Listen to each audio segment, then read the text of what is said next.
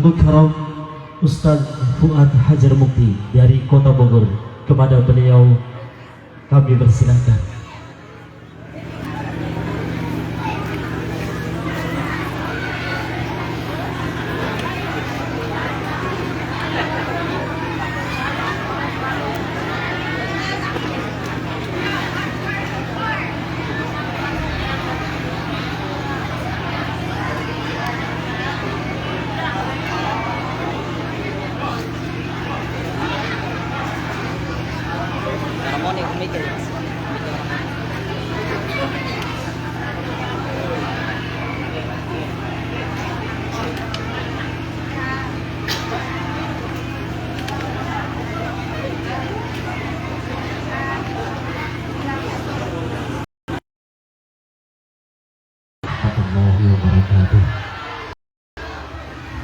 Kayu bakar dipakai gagang kompak.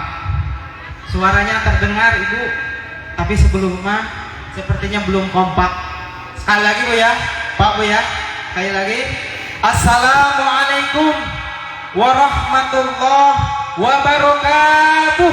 Waalaikumsalam warahmatullahi wabarakatuh. Buah cermek, buah kesemek. Suaranya terdengar ramai, tapi seperti kayak yang ngambek loh ya. Baik. Innal hamdanillah nahmaduhu wa nasta'inu wa nastaghfiruhu wa na'udzu billahi min shururi anfusina wa sayyiati a'malina.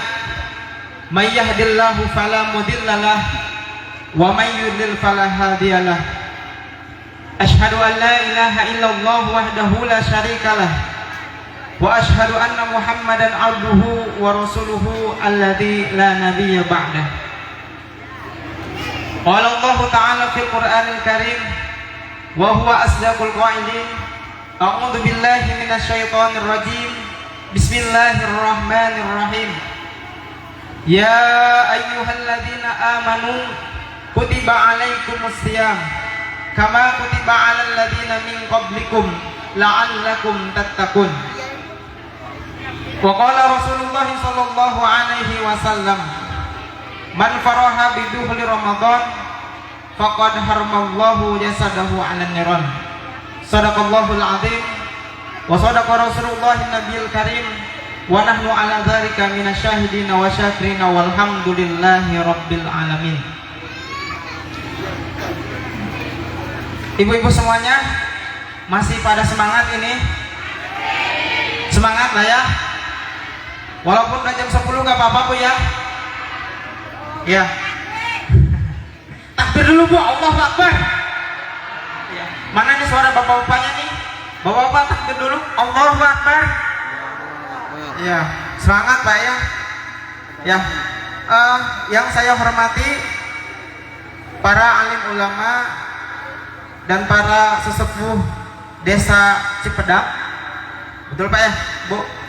Dan yang saya hormati juga Bapak Kubu desa Cipedang, dan saya hormati juga Bapak Ketua DKM serta panitia yang telah mensukseskan acara ini, yang mudah-mudahan Allah muliakan. Pertama-tama marilah kita panjatkan puja dan syukur kepada Allah Subhanahu wa ta'ala, yang mana pada kesempatan malam ini, pada kesempatan hari ini, Allah telah menurunkan rahmatnya kepada kita semua, sehingga kita bisa berkumpul, bersilaturahim, bertatap muka, bermuhajahah, yang mudah-mudahan ini merupakan salah satu dari kecintaan Allah kepada kita semuanya. Salawat serta salam tidak lupa kita juga curahkan kepada baginda besar Nabi Muhammad sallallahu alaihi wasallam, kepada para keluarganya, para sahabatnya, dan mudah-mudahan kita semua juga mendapatkan syafaat beliau di yaumil kiamat nanti. Amin Allahumma amin. Ya. Bapak dan Ibu semuanya, Tablik Akbar ini membawa tema menyongsong bulan suci Ramadan dan juga santunan anak yatim piatu. Masya Allah, ketika saya tadi melihat antusias Bapak dan Ibu untuk memberikan santunan kepada adik-adik kita, para anak yatim, sangat luar biasa sekali. Dan mudah-mudahan saya berdoa kepada Allah Subhanahu wa taala, semoga Bapak dan Ibu semuanya yang sudah antusias membantu menyantuni adik-adik kita anak yatim, mudah-mudahan Allah jadikan Bapak Ibu semuanya menjadi ahli surga semuanya, amin.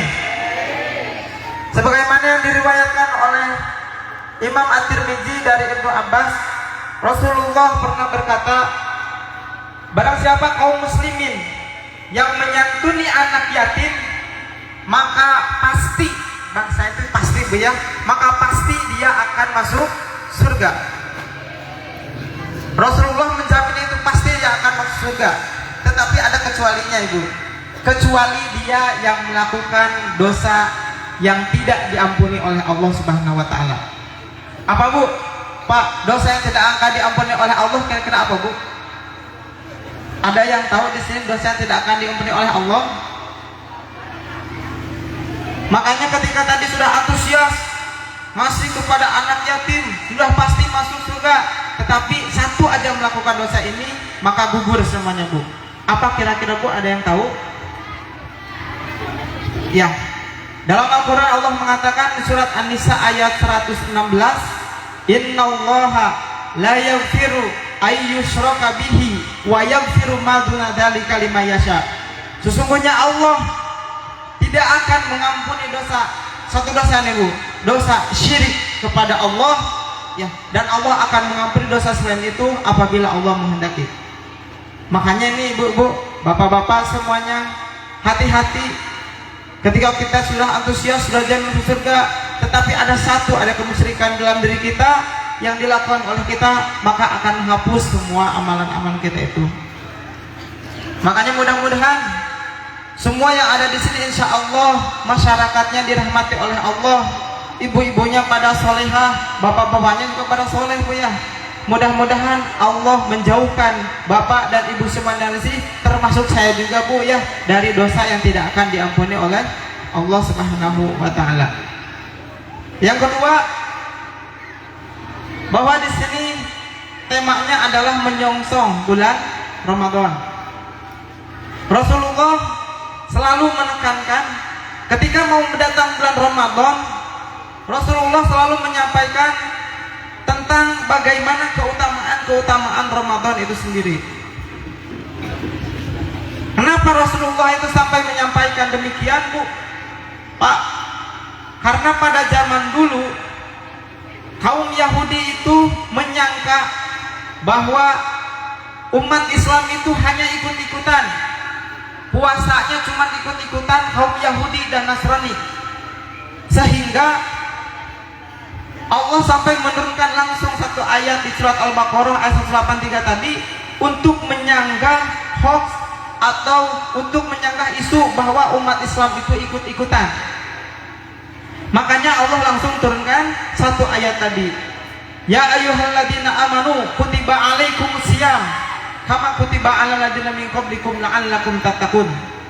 Kemudian disusul oleh hadis Rasulullah bahwa kata Rasulullah, asyamu junnatun. Jadi siam itu perisai. Mungkin nanti saya akan jabarkan nanti di belakang. Tapi sebelum itu, tadi saya sudah sampaikan bahkan MC juga sudah menyampaikan, man faroha biduhuli Ramadan faqad haramallahu jasadahu ala niran. Ya, barang siapa yang senang dengan kedatangan bulan Ramadan, senang aja Ibu, bahagia, maka kata Rasulullah Shallallahu Alaihi Wasallam, dia akan diharamkan jasadnya untuk masuk ke dalam neraka. Ini tadi di sini luar biasa, sudah menyantuni anak yatim, di sini juga ramai-ramai. Ya, mudah-mudahan penyongsongan ini adalah dalam rangka atau dalam bentuk ekspresi untuk apa? Sebagai bentuk kebahagiaan dalam rangka menyambut bulan suci Ramadan. Pertanyaannya, Bu, ibu-ibu masih ada di sini Bu? Pertanyaannya, kira-kira senang gak Bu mau datang bulan Ramadan? Bahagia? Betul begitu, betul? Bapak-bapaknya gimana, bahagia bapak-bapak? Bohong. Betul ibu, benar bahagia ibu. Gak apa-apa walaupun bawang merah naik, gak apa-apa. Cabai naik, gak apa-apa harganya. Apalagi minyak bu sekarang lagi naik bu ya, gak apa-apa bu.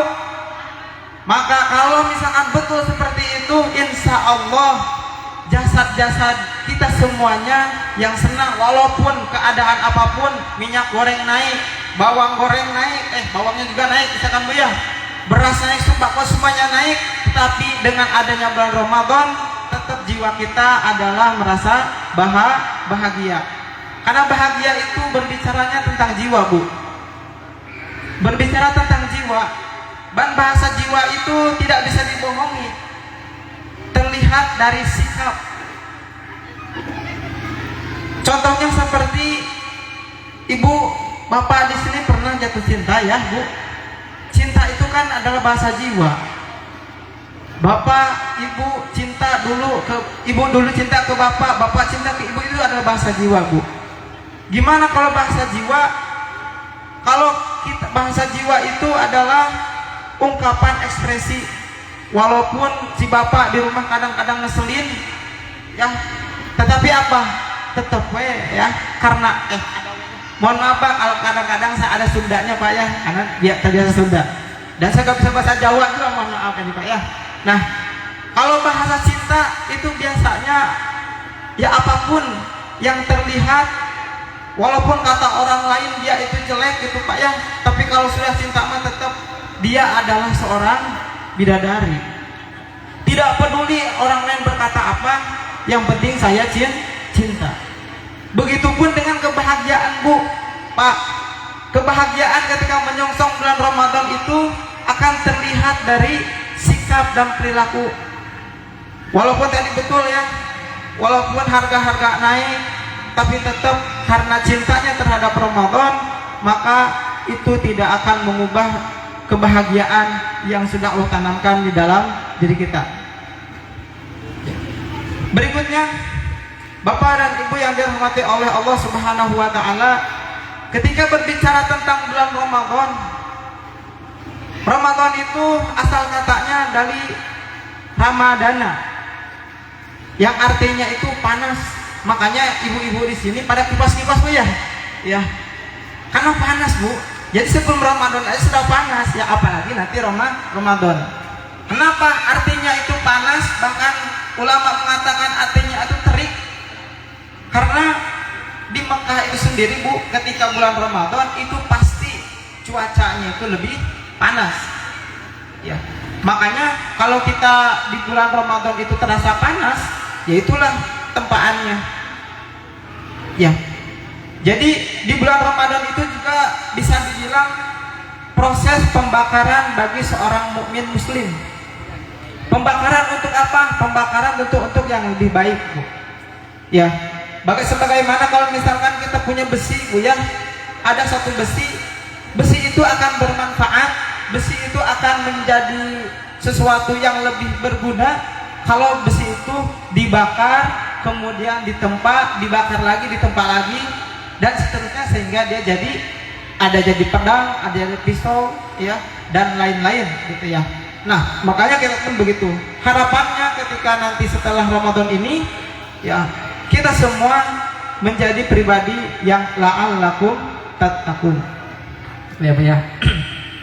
Nah, salah satu keutamaan bulan Ramadan kita bisa lihat dari peristiwa, bu ya.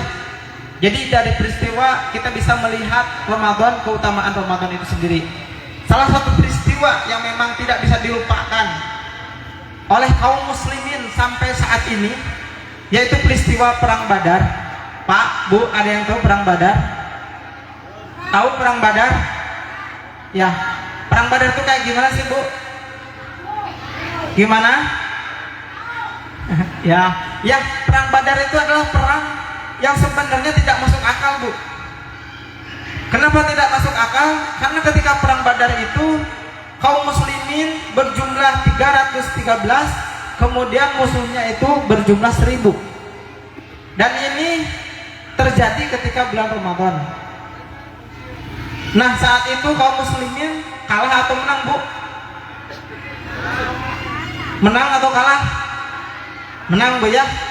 Nah salah satu alasan kenapa yang jadi pertanyaannya itu kenapa kaum muslimin saat itu bisa menang, sedangkan secara akal sehat, secara logika itu pasti tidak akan mungkin menang. Pertama, yang mereka lawan itu adalah para militernya Mekah. Para militer atau para militer ya, jadi orang-orang yang sudah terbiasa perang, ada panglimanya, prajuritnya gitu. Sementara kaum muslimin saat itu hanya beberapa saja yang dia itu biasa berperang. Nah, tetapi di sini ada satu rahasia Bu. Ada satu rahasia yang menjadikan mereka itu menang ketika melawan para musuh itu adalah pertama, karena itu di bulan Ramadan yang memiliki keutamaan sendiri. Apa? Bulan Ramadan adalah bulan di mana turunnya pertolongan Allah bagi siapapun. Makanya Pak, Bu, kalau kita memasuki bulan Ramadan, ini adalah menjadi satu momen untuk apa? Untuk mendapatkan pertolongan Allah. Kalau kita punya sesuatu, kalau kita punya permintaan, punya cita-cita yang memang secara akal, secara logika manusia tidak mungkin dicapai, maka bulan Ramadan ini, di bulan Ramadan ini adalah momen yang bisa mewujudkannya Pak Bu. Kenapa? Karena bagi Allah tidak ada yang tidak mungkin. Semuanya pasti Allah akan kabulkan gitu. Nah, itu adalah keutamaan yang pertama. Keutamaan yang kedua, di bulan Ramadan itu kalau kita lihat dari ayatnya Bu, ya ayyuhalladzina amanu kutiba alaikumusiyam. Nah, ayat ini memakai kata-kata asyam. Ya, ada asyam Bu, ada as-saum. Ya, ini ada satu hal yang berbeda. Ya, jadi ada asyam, ada as-saum. Ya, apa bedanya Bu? Kira-kira ada yang tahu nggak Bu?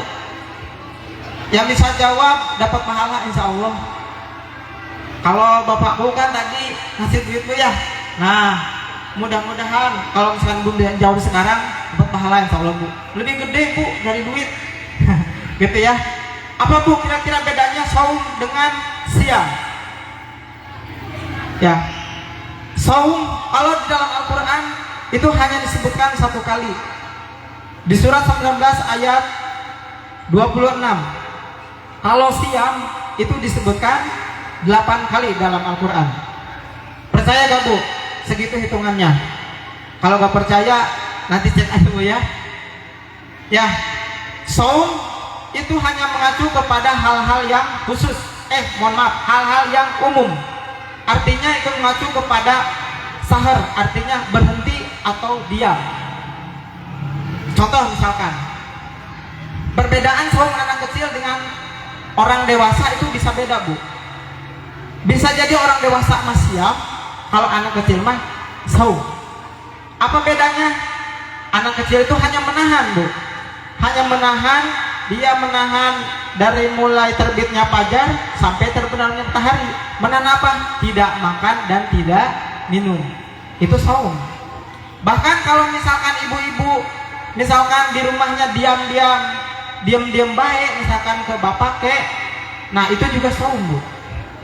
Ketika ditanya sama bapaknya, misalkan Bu, 3 kali ditanya Bu, gak jawab, kenapa Bu? Saya lagi saum. Nah berarti itu saum. Jadi bersifat kepada sifat-sifatnya umum, itu saum. Nah berbeda dengan kata siam. Siam ini adalah mengacu kepada sesuatu hal yang khusus, yang patokannya khusus, sehingga aturan-aturan dalamnya juga khusus. Kalau nanti disatukan, semuanya dikerjakan sesuai dengan aturannya, sesuai dengan patokannya, maka orang tersebut akan mendapatkan keutamaan-keutamaan dalam siam itu sendiri. Makanya luar biasanya ketika Allah menurunkan kata saum untuk mencegah hoax, atau prasangka orang Yahudi tadi bahwa Islam itu ikut-ikutan, maka Allah menggunakan kata siam ketika memakai ya ayyuhalladzina amanu kutiba alaikumus siam. Ini akan membedakan kepada apa? Akan membedakan dengan saum-saum orang Yahudi, saum-saum orang Nasrani. Itu beda sekali. Ya. Sangat beda. Kenapa? Karena di sini ada keutamaan tersendiri. Itu siam. Makanya di sini diharapkannya jangan sampai apa? Jangan sampai kita hanya melaksanakan saum. Karena kalau saum saja itu apa? Itu bisa dilakukan oleh adik-adik kita juga bisa, Bu ya. Nah, berbicara tentang saum, ya ayyuhalladzina amanu kutiba alaikumusiyam kama kutiba alal ladzina min qablikum. Nah, di sini ada satu perintah yang dipanggilnya itu beda ya, yang dipanggilnya itu khusus, yaitu adalah alladzina amanu. Yaitu orang-orang yang beriman. Bu, Pak, kira-kira di sini orang beriman semuanya? Insya Allah ya. Orang muslim ya, orang mukmin itu orang-orang yang beriman. Siapa mereka? Orang yang yakin kepada Allah. Contoh misalkan begini. Orang beriman itu adalah orang ketika ada ya ayyuhalladzina amanu di dalam kaidah bahasa Arab, ketika ada panggilan ya ayyuha, maka panggilan itu merupakan panggilan yang harus menghadap. Bukan panggilan hai saya hai doang misalkan di jalan ketemu teman hai gitu. Enggak kayak gitu. Tapi ketika ya ayyuha, maka dia harus menghadap, dia harus datang pada saat itu. Sama halnya seperti seorang anak ketika dipanggil oleh orang tua, "Nak, kesini, belikan ibu terasi," misalkan. Maka apa? Maka anak itu akan menghadap karena yang dipanggilnya adalah untuk penghadapan. Sama halnya seperti ya ayyuhalladzina amanu. Siapa dia? Kita, Bu. Karena ini diturunkan oleh kepada orang-orang yang beriman. Kalau kita beriman, maka kita akan menghadap, kita akan respon. Respon, kita datang. Ya ayyuhalladzina, siapa yang memanggil? Allah. Kutiba, diwajibkan alaikumusiyam, bersaum atau berpuasa ya. Kama kutiba alal ladzina min qablikum, sebagaimana telah diwajibkan kepada siapa? Kepada orang-orang sebelum kamu, la'allakum tattaqun, agar kamu bertakwa. Maka di sini ada dua. Apa? Pertama, yang dipanggil itu adalah kita sendiri. Yang kedua, Allah mengharapkan puasa yang mudah-mudahan puasanya itu akan sama, akan menghasilkan la'allakum tattaqun sebagaimana puasanya orang-orang terdahulu. Berarti apa? Jangan sampai puasa kita itu beda dengan orang-orang terdahulu. Siapa orang-orang terdahulu kita? Ya para nabi, ya Bu, para rasul, para sahabat. Maka lihat, kalau kita ingin mendapatkan derajat takwa di dalam bulan Ramadan ini, maka pastikan puasa kita itu sama dengan puasanya Rasulullah, para sahabat, para tabi'in, dan para salafus soleh, dan para guru-guru kita yang lainnya sebelum-sebelumnya. Kenapa? Karena agar kita menjadi orang-orang yang bertakwa. Bagaimana orang-orang terdahulu ketika saum? Ada hadis yang mengatakan tidur di bulan puasa itu ibadah. Betul, Bu. Tetapi hadis itu bukan untuk menekankan agar kita semua kita berpuasa tidur, melainkan apa? Melainkan penekanan tidurnya saja itu bernilai pahala, apalagi tidak tidur. Karena kalau kita la'allakum tattaqun itu kutiba alaikumusiyam kama kutiba alal ladzina min qablikum. Min qablikum itu mencontoh saumnya orang-orang terdahulu. Maka lihat orang-orang terdahulu, lihat para sahabat, apakah mereka ketika saum itu pada tidur? Tentu tidak, Bu. Ya, banyak kejadian-kejadian yang salah satunya sudah dijelaskan. Mereka ketika saum justru perang Badar. Gimana tuh, Bu ya? Saum tapi perang. Di saum juga ketika perang Khandaq, mereka juga menyiapkan parit, itu juga saum. Maka jauh dari kata-kata tidur. Mereka tuh menyiapkan, semuanya menyiapkan apa? Menyiapkan untuk beribadah kepada Allah. Jadi saum itu disibukkan. Ada juga Futuh Mekah, kemenangan Mekah itu juga terjadi di bulan saum. Bahkan kesininya penaklukan Konstantinopel yang sekarang jadi Turki Utsmani, itu dari Turki Bu ya, yang kesini jadi Turki Utsmani sebelumnya itu dulunya ditaklukkan ketika saum oleh Muhammad Al-Fatih. Maka di sini disarankan, apa berarti? Isilah ketika saum itu dengan amalan-amalan, apapun amalannya. Nah khususnya apa? Tadi peningkatan ibadah di bulan saum. Secara garis besar ada 3 hal yang Rasulullah Shallallahu Alaihi Wasallam persiapkan ketika saum.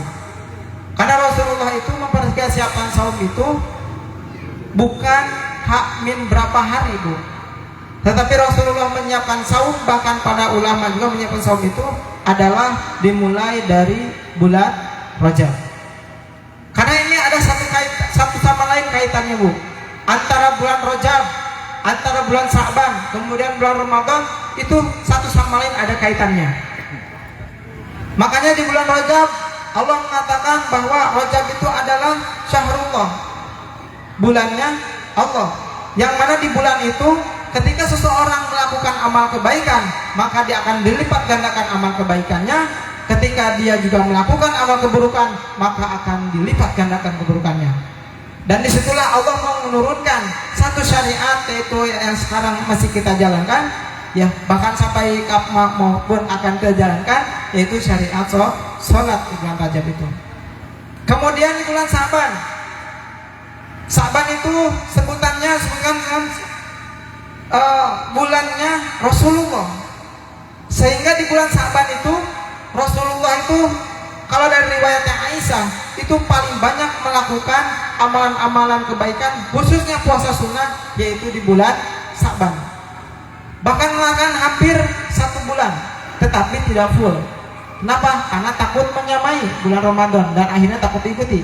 Nah, tapi di sini pada intinya Rasulullah saja sampai menyiapkan dari mulai bulan Sa'ban.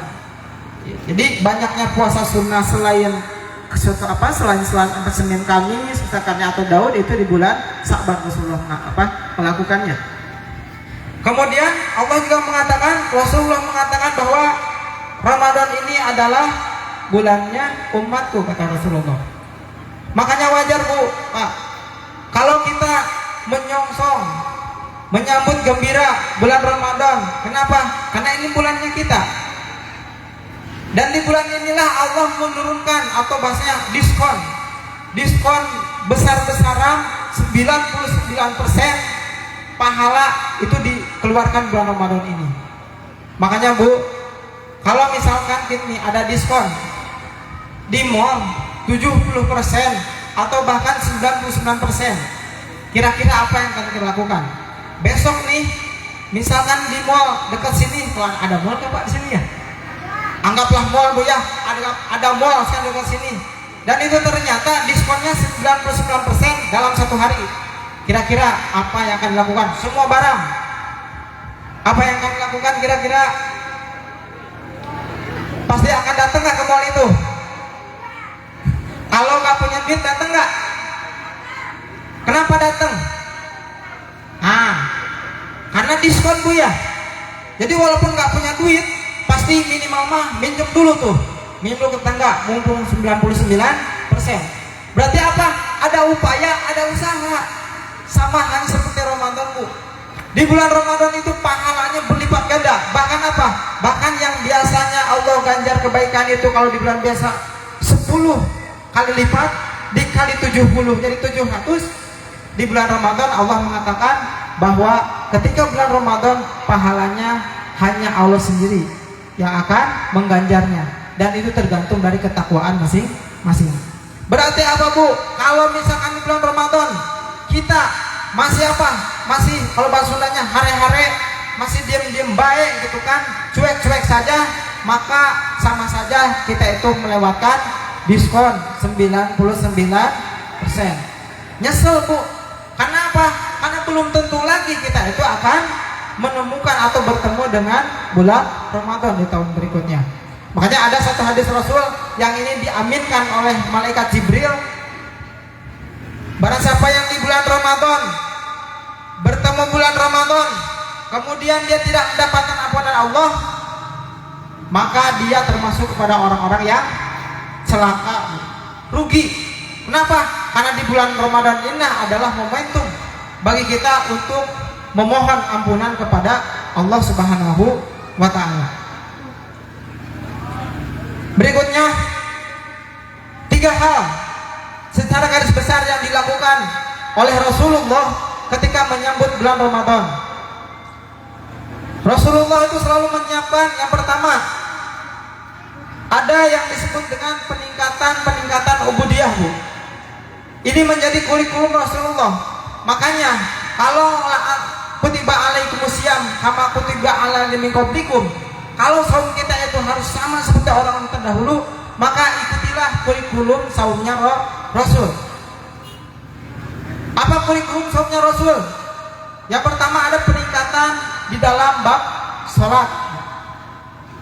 Jadi Ramadan itu merupakan satu momentum untuk memperbaiki sholat. Maka ketika Ramadan, kalau biasanya misalkan bapak-bapaknya jarang ke masjid, di bulan Ramadan itu harus ke masjid, berarti lebih semangat lagi ke masjid. Kenapa? Karena Rasulullah mengkurikulumkan itu. Bahkan tidak hanya yang wajib saja, yang sunnah-sunnahnya semuanya dikeluarin. Apa aja berarti Bu yang sunnah? Sholat sunnah biasanya apa aja? Selain sholat yang wajib, kita tes aja. Kalau misalkan di sini sering sholat sunnah pasti tahu. Kira-kira apa aja? Yang pertama sholat sunnah. Sholat itu apa aja Bu? Pak, halo, ini masih ada? Masih ada ya? Apa kira-kira sholat sunnah yang biasa yang harus ditingkatkan Bu? Apa? Duha, betul ya? Apalagi? Tahajud, ya. Apalagi kira-kira? Iya. Apa dek? Betul Bu. Jadi itu salah satu peningkatannya. Yang dulu misalkan kalau ketika sebelum Ramadan ketinggalan sholat wajib itu gelisah, maka di bulan Ramadan itu sebaliknya Bu. Ketinggalan sholat sunnah itu menjadi gelisah. Kenapa? Karena di bulan ini adalah momennya untuk meningkatkan kebaikan. Maka keluarkan Bu duhanya, tahajudnya, di list dari sekarang. Apalagi rawatibnya, yang mana Rasulullah menjanjikan barang siapa yang 1 hari 1 malam melakukan sholat rawatib 12 rakaat, maka kata Rasulullah dia akan dibangunkan rumah di surga kalau dia istiqomah. Jadi 1 hari 1 malam sholat 12 rakaat rawatib itu Bu adalah sholat yang disandingkan dengan sholat fardu, yaitu tujuannya untuk apa? Untuk menyempurnakan sholat fardu. Contoh misalkan begini, kalau misalkan sholat fardu kita kurang khusyuk, maka tambahlah dengan sholat rawatib. Rawatib itu ada 12. Yang pertama 2 rakaat sebelum subuh, kemudian 4 rakaat sebelum zuhur, kemudian 2 rakaat setelah zuhur, kemudian 2 rakaat lagi setelah maghrib, kemudian 2 rakaat lagi setelah isya. Siapa yang konsisten melakukan itu seumur hidupnya, maka Allah akan bangunkan istana atau rumah di surga. Kira-kira kalau misalkan dibangunkan rumah atau istana di surga Bu, kira-kira dia masuk neraka enggak? Insya Allah enggak Bu, ya masa rumahnya di surga dianya di neraka gitu Bu ya. Makanya para sahabat ketika turun hadis ini, dia selama hidupnya langsung mengistiqomahkan. Lalu bagaimana kalau misalkan di sholat asar? Kadang-kadang ada yang sholat asar, misalkan sebelum asar ada yang sholat 4 rakaat misalkan 2 rakaat. Nah itu tidak termasuk kepada sholat rawatib, tetapi itu memiliki keistimewaan tersendiri, masuknya kepada sholat mutlak. Yang mana sholat asar ini langsung Rasulullah dalam hadisnya menekankan barang siapa yang dia sholat asar 4 rakaat maka Allah akan senantiasa menurunkan rahmat kepadanya. Jadi itu perbedaannya Bu ya. Kemudian yang dilakukan oleh Rasulullah SAW ketika Ramadan juga, Rasulullah itu meningkatkan bacaan Al-Qur'annya. Nah ini kan banyak keutamaan Bu ya. Membaca Al-Quran itu kan dibaca 1 huruf saja itu pahalanya 10 kebaikan. Itu kalau di bulan biasa. Tapi kalau di bulan Ramadan itu lagi semakin tidak terbatas. Makanya Rasulullah ini, karena bulan Ramadan ini juga adalah bulan diturunkannya Al-Quran, Syahrul Ramadan alladzi unzila fihi Al-Quran, maka Rasulullah itu senantiasa minimal menghatamkannya itu sebulan itu 2 kali. Pak Lembu, 2 kali minimal. Jadi didekatkan. Kalau misalnya sebelum Ramadan itu jauh banget, terasa susah menghafalkan Quran itu, dan Quran di rumah pun sudah berdebu-debu tuh ya, ketika dipegang itu ditiup langsung, kalau kena mata langsung kelilipan, maka di bulan Ramadan cobalah buka, coba niatkan, rencanakan minimal mah 1 bulan satu bulan 1 mushaf Al-Quran itu 30 juz berarti khatam. Caranya gimana supaya tidak capek? Gampang. Caranya bisa dibagi-bagi ketika waktu sholat. Pak Bu, 1 juz itu kurang lebih 9 halaman. Jadi kalau misalkan dibagi-bagi itu gampang Bu. Sebelum sholat baca dulu tuh 2 halaman, setelah sholat 2 halaman. Kalau dihitung-hitung dikali 5, 2 halaman berarti 4 halaman. 4 kali 5 berapa halaman Bu?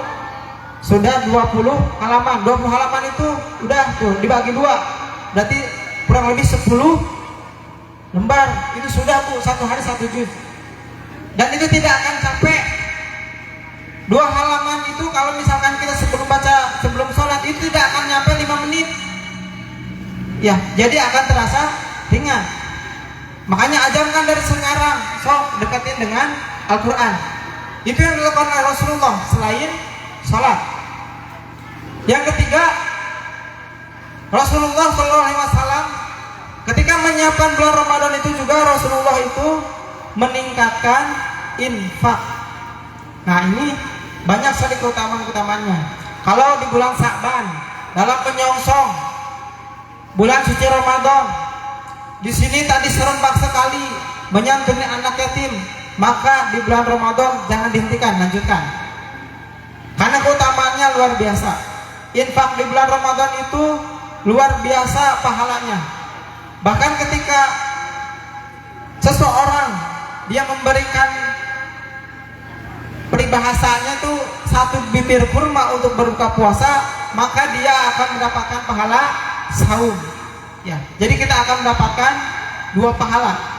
Makanya Pak Bu, kalau di sini suka ada kegiatan bukber misalkan Bu ya, setiap maghrib misalkan ya, kita bisa menginisiatif Bu, menginisiatif bagaimana kita itu mendapatkan pahala saum sebanyak-banyaknya, tapi dengan biaya yang murah. Tahu Bu gimana caranya Pak? Kalau di sini sedang ada bukber tiap hari, maka misalnya sudah ada bukber, terus kita pengen mendapatkan anggaplah 100 pahala orang berpuasa plus dengan kita jadi 101, tapi dengan biaya yang murah.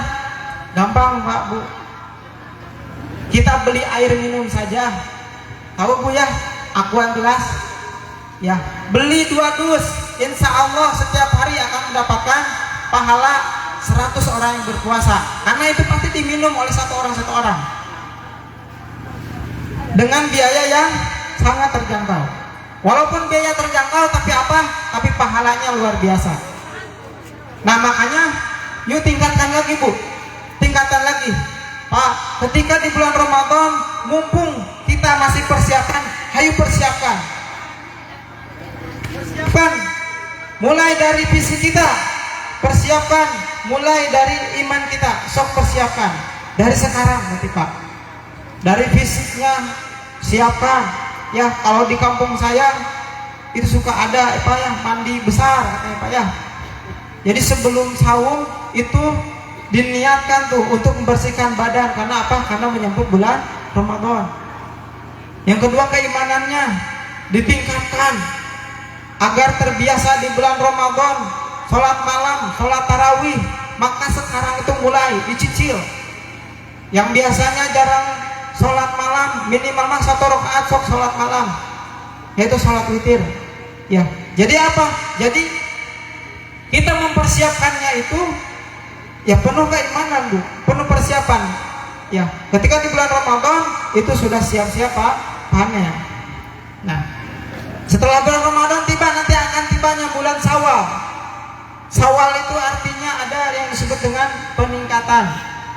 Nah, jangan sampai begini Bu, ketika bulan Ramadan itu sibuknya sekali luar biasa, baca dengan Quran dekat, dengan anak yatim dekat. Tetapi ketika bulan Syawal kayak gak kenal lagi. Dengan tetangga yang bulan Ramadan akur terus, tapi ketika bulan Syawal mohon maaf katanya, ya tidak kenal lagi. Padahal bulan Syawal itu adalah bulan peningkatan. Apa yang ditingkatkan? Amal ibadah kita Bu. Amal ibadah kita ditingkatkan lagi.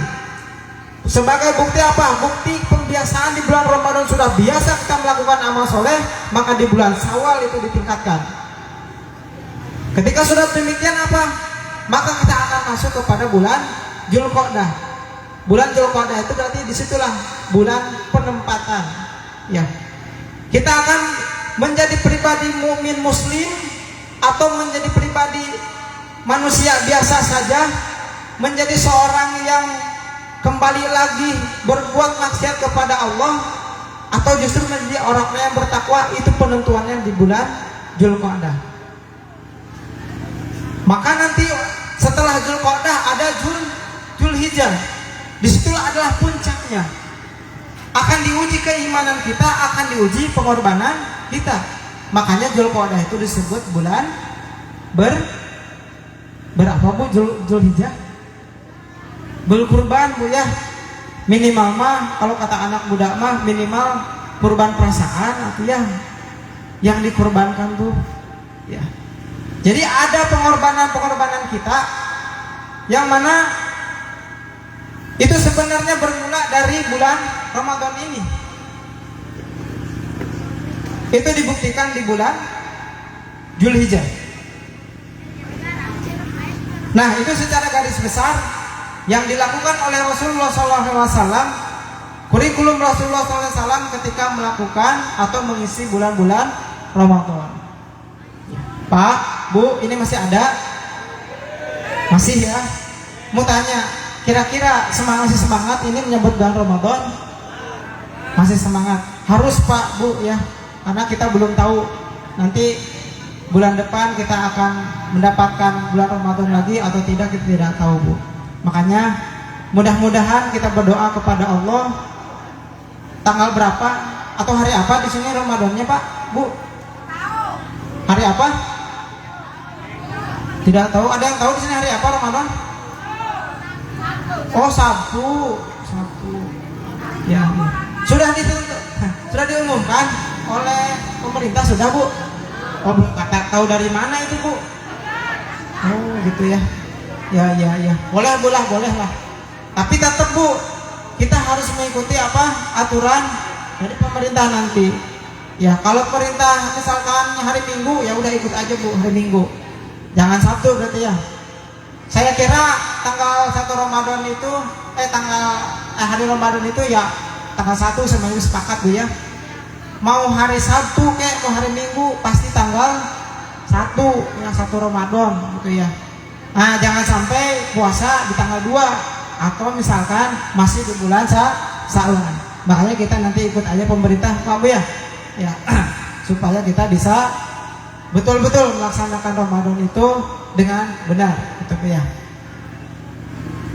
Nah, berikutnya keutamaan Ramadan yang siang itu, Rasulullah mengatakan bahwa Ramadan itu akan menjadi junnah, Bu ya.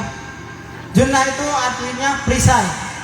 Jadi barang siapa yang dia itu betul-betul melaksanakan Ramadan, mengisi Ramadan itu betul-betul dengan beribadah mengabdi kepada Allah, maka Ramadan itu sendirinya akan menjadi perisai bagi dirinya. Perisai dari apa? Perisai dari godaan-godaan syaitan. Makanya jangan heran kalau bulan Ramadan kita semangat, Bu. Kita semangat. Bahkan sholat sunnah aja kita semangat. Taraweh misalkan ya, itu semangat. Bahkan di bulan Ramadan jangan heran juga kalau ada orang yang dia tuh betul-betul saum, betul-betul puasa Ramadan, kemudian dipancing kemarahannya, dia tidak marah. Kenapa? Karena Ramadan menjadi perisai atau yang disebut dengan junnah tadi.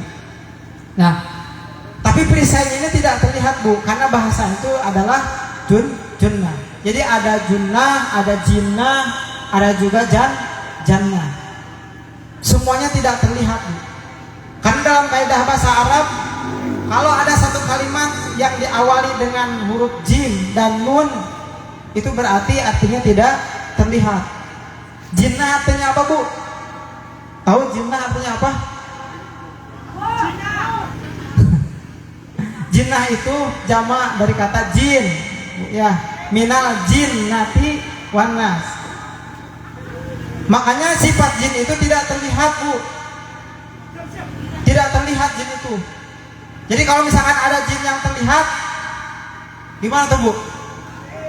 Berarti jin itu sedang bermasalah.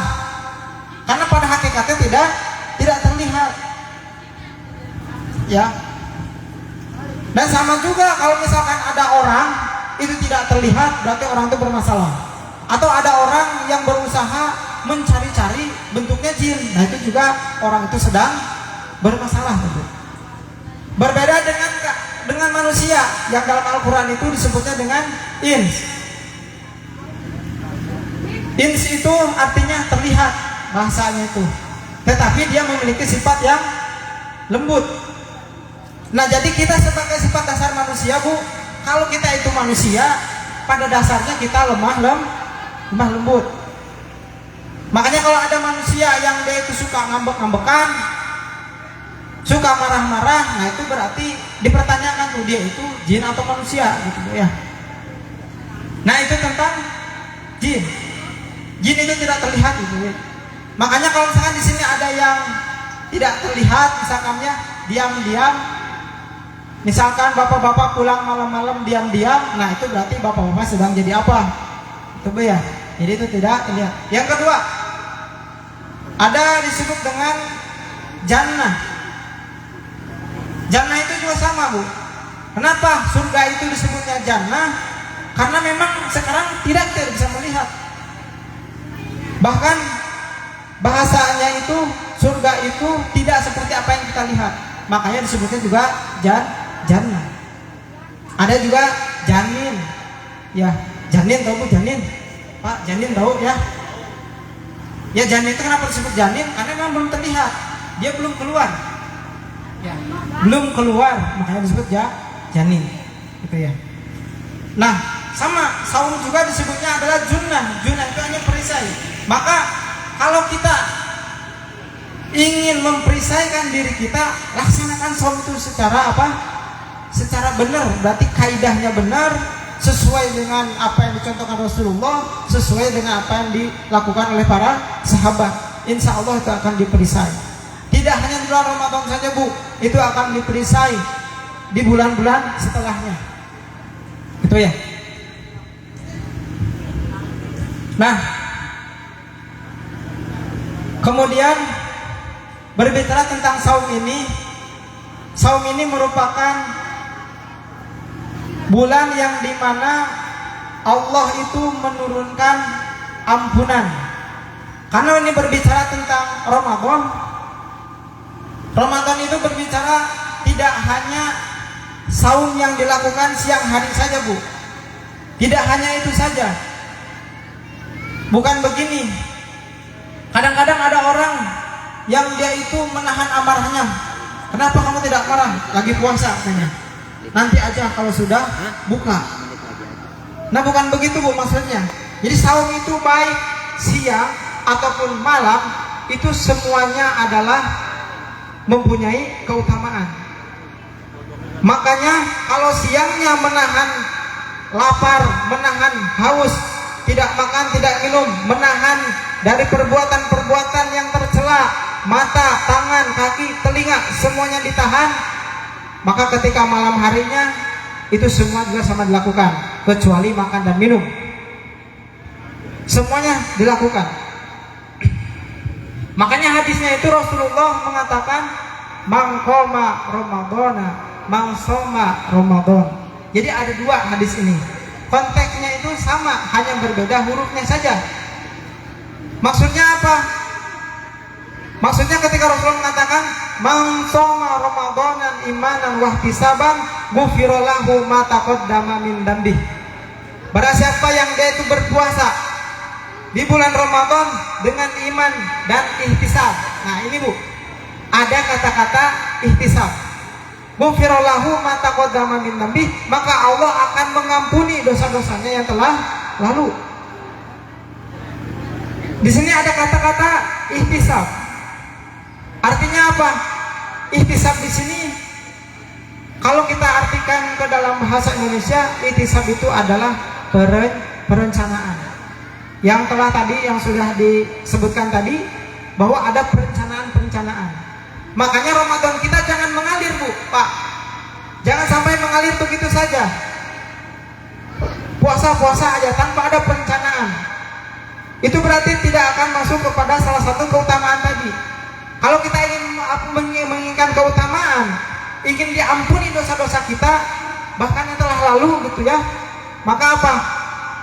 Lakukan Ramadan itu dengan perencanaan dan juga keimanan. Yang kedua hadisnya, konteksnya adalah mangkoma Ramadan. Barang siapa yang dia itu, koma itu asal katanya dari kata qiyam. Barang siapa yang dia itu qiyam di sini apa? Dia melakukan amal soleh di malam hari, entah itu taraweh, entah itu tahajud, atau qiyamul lail, berngaji, bertilawah, menuntut ilmu pada malam hari itu dengan iman wahtisaban lagi, Bu. Maka Allah apa? Akan mengampuni dosa-dosa dia yang telah lalu. Pak, Bu, di sini siapa yang tidak punya dosa? Ada yang nggak punya dosa di sini? Oh, nggak ada ya?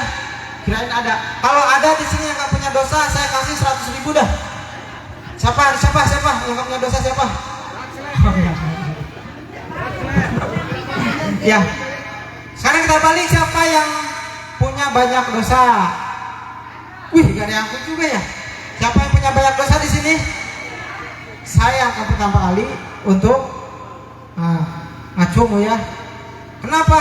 Ya, karena punya banyak dosa. Nah, kalaulah kita sadar betul kita punya banyak dosa, maka persiapkan Ramadan kita, isi siang dan malam Ramadan kita, pertama dengan keimanan, yang kedua tadi dengan ihtisaban, dengan rencana-rencana kumpul sekarang belum Ramadan.